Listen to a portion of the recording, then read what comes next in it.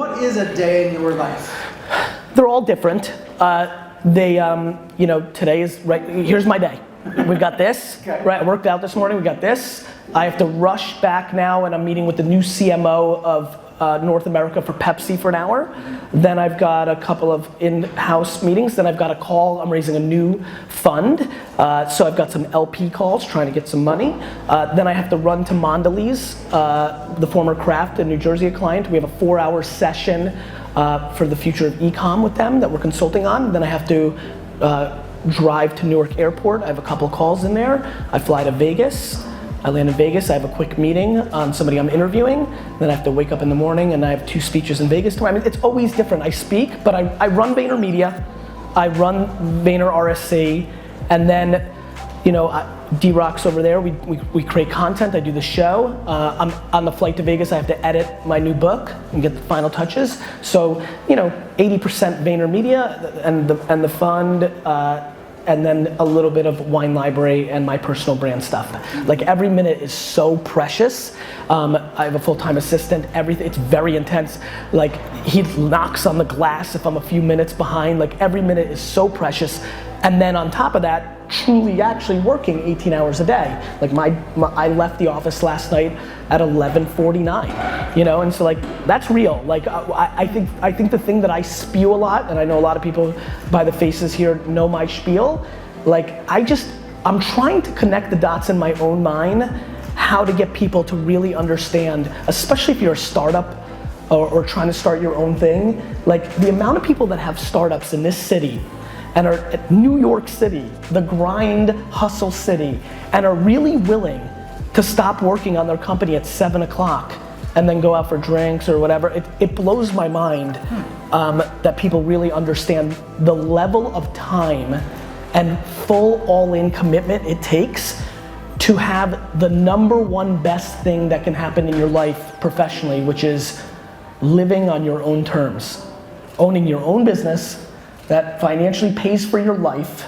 and your happiness, and you're not willing to put it all on the table, especially when you're still not in a chapter in your life where you don't have as many responsibilities.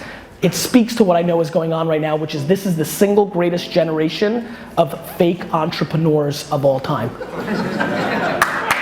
It's true. And the reason I want to say it is I want it to be on all these cameras, because in 6 years when we all look back at this generation and post game it, we'll be like, that was the greatest generation of fake entrepreneurs of all time. Mainly because it's so easy.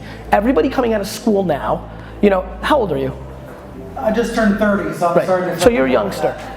I'm 39. My generation, people didn't think they were going to start their businesses coming out of school. You went and got a job. Every single kid that I run into now that's under 22 years old defaults into an entitlement that they're gonna run and own their own company. And on their idea, people are gonna give them millions of dollars to start it. It's a broken game, and it's gonna be straight carnage. Is it that millennials are lazy? No, millennials are fucking rad. I'm all in on millennials. Just checking. By the way, this is happening with 40 and 50-year-olds too. There's a lack of self-awareness, and it's been, you know what? There's something else. It's not a millennial's fault. If you're 22, right? 9/11 happened before you can even remember, almost, right? The last economic bust, 2008 and 9, we're starting to get far away. If you're 14 when that happens, you're not really thinking about that. Right. And so, the times just have been too good. In the tech sector, we're not in middle America. Like the game is great. Like the economy is great. Like what happened is people made money. Every dentist and lawyer and rich guy or gal is looking for their Mark Zuckerberg. They're playing the lotto. They're being affected by what happened. They want to write a $50,000 check or a $25,000 check. They have their friends, they're at work, they're 52, they have money. Their friends like, my son has a big idea. And they're like, oh, I want to invest in that. And so that 22-year-old's getting 100K from me, lawyer Johnny McGee, because I think I'm going to turn that 100,000 into 48 million because I read an article about Uber or Facebook. Guys, there's like 7 companies that have made it insane. And then there's 70,000 a week that die. There's best practices. Everybody's different. Even if you follow the right I put out all my content for free. I want people to follow the model, but they're all gonna everyone's gonna do it their own way. But even when I hear anybody, a startup, somebody starting at zero or potentially starting at zero, anybody here, the second I hear working smart, I get scared. I try to get them off that because working hard is the cost of entry of winning. You know nobody on earth that's made it that didn't work hard. You might know somebody who inherited money that didn't work hard, but you know nobody who's actually made it that didn't work hard. So I would just put the head down and try them all. Try them all. Here's my big thing. What is your time worth when you're not happy? Like, I hear people all the time like, oh, but I don't want to waste time. I'm like, you're fucking unhappy. Here's what people do. They're unhappy, you're not where you're at, so you put your time into dumb shit like 2K and Netflix and fucking Fortnite because you're escaping your real life. Your time's not worth anything when you're unhappy. So put it into making yourself happy, which is the fucking work to get you to where you want. For me, I'm good because I'm a wartime general. Meaning, I built both of my businesses during down times. I built Wine Library after 9/11 where my entire business was Wall Street and wine. So like, I navigated through that. I started VaynerMedia right after the financial crisis and I was selling social media, nobody wanted to buy it. I'm an immigrant, I like zero. I like being a wartime general. So I'm actually weirdly just waiting for shit to hit the fan. Like, I want to wake up and hear that Wall Street did it again, we're all fucked. I'm waiting for that. And by the way, like, you all know that's what's happening, right? Like, those fucking characters. Well, let's talk about the rest of the country. You mentioned Middle America. Yes. And you mentioned to me earlier, there's reasons why you have an office in Chattanooga, for example. Yes. Why is that? I think that agencies are broken in their strategies because most of their clients sell in an American market to America, right? And all their offices are in LA, San Francisco, and New York.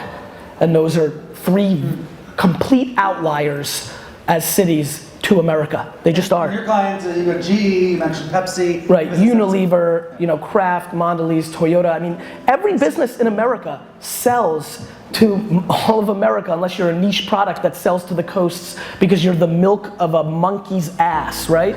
And it's $47 for a cup of it. I wish that was a joke. So you know what I mean, Brian? Like, every big business, any Fortune 500 company relies on their sales in every state.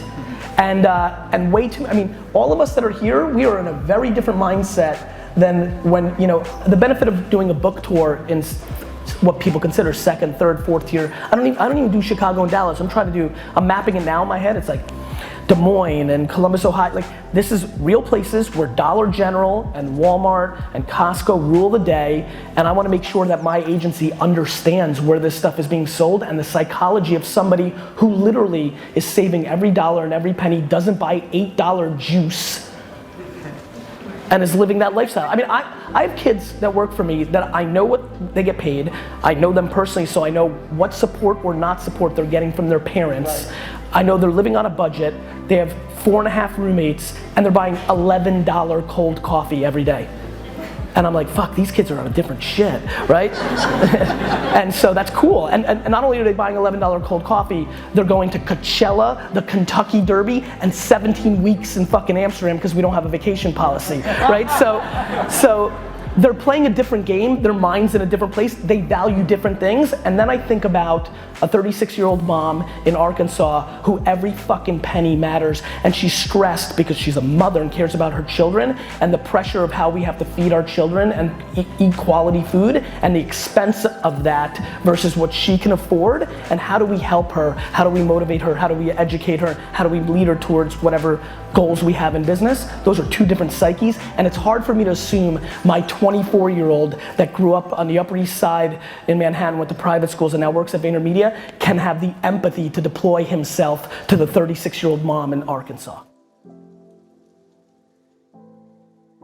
I talk a lot about making a lot of money selling baseball cards, but the single biggest profit play I ever made as a youngster before I got into my dad's business was the dollar stores had just come out in the mid-90s, and they weren't selling product that were made for dollar stores. They were still dollar stores where they would buy old inventory in warehouses, bring it in, and so they were complete hodgepodge, random stuff. Yeah. Out of nowhere, I used to go to them, look at them, and see if I could find some baseball card or football card stuff to sell at shows.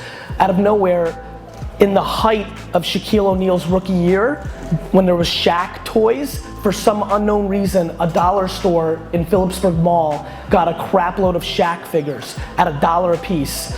Now this is 1993. I buy them and then walk, I don't know, probably from here to the curtain over there, which was where the dollar store was versus where Kmart was in this small store. And in between my walk, I switched the 10 figures out of the dollar store bag and into a Kmart bag that I went and got from Kmart and went back to the dollar store and returned them at Kmart with no receipt because you didn't need one back then, and Kmart was selling them for $9.99 a piece. And for a 3-week period, I made almost $10,000 buying Shaq figures for $1 and then selling them back to Kmart for $9.99 cash. Now tell us how we can do that in this current economic environment. Where do you see that arbitrage return opportunity here? I think garage sailing is the big ROI play.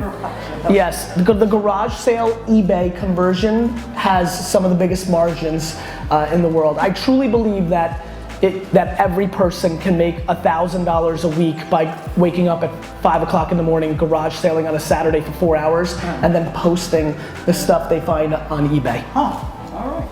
Well, let's get into what you just That's a serious thing. I think it actually is. Because a lot of people are like, how do I make money? Like, it's right there. Like, literally become educated on VHS and DVD and CD, like arbitrage on eBay, because everybody's selling them at garage sales for like $3 for a box of them, and you will make $1,000 every weekend.